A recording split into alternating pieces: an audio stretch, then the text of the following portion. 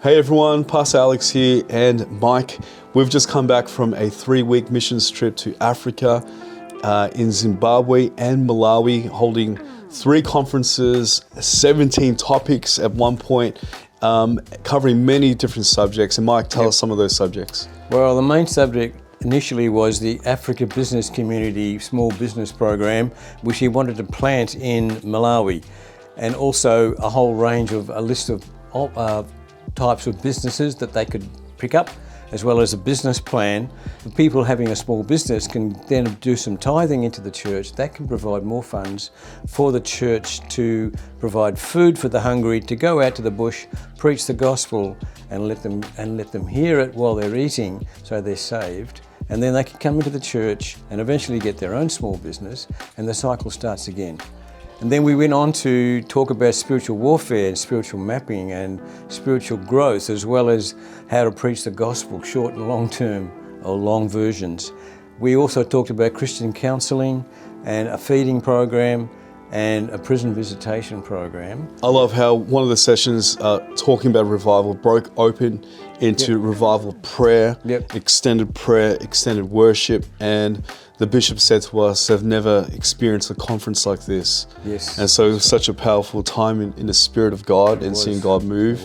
And for me, one of the highlights was starting off in Zimbabwe. After we'd done one of these conferences, we went to a different region called Gweru, Iris Global, led by Mama Elizabeth Valentino. And she took us to her farm, a 3-hour drive from the town center. And in that farm was a school as well.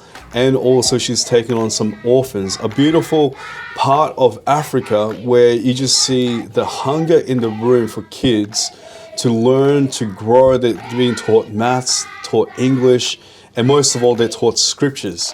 And so we were able to go in as a team and speak life to these children. And then we were just blessed back to see their hearts for God, their praise and worship unto our King, and see how they live life. Some of these kids walk 15 kilometers each day, each way, just to get to school. And so I thought, wow, what a blessing to be able to speak to them. It is a blessing. And then we also were able to visit another orphanage in Malawi this time around. After our third and final conference, we finished Saturday daytime, and then in the afternoon we visited one of the bishop's orphanages and a church, and I think I estimated about 300 children in the room.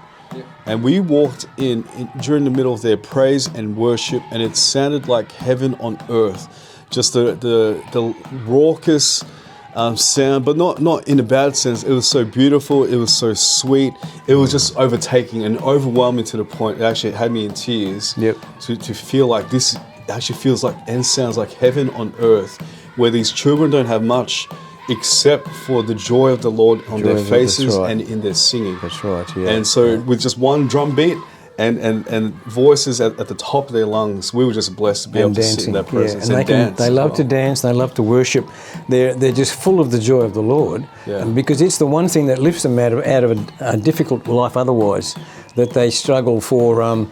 Sometimes one meal a day is all they get. So to come together like that in corporate worship to them is a great highlight for their week. Yes. And you could see that sort of joy in them right through when you went into any of the churches. People were just wanting to get up and worship and sit under teaching for as long as you wanted to. They would listen. So the highlight for me toward the end of the trip was actually struggling to get petrol for the car, a big fuel shortage in Malawi because of lack of foreign exchange, US dollars.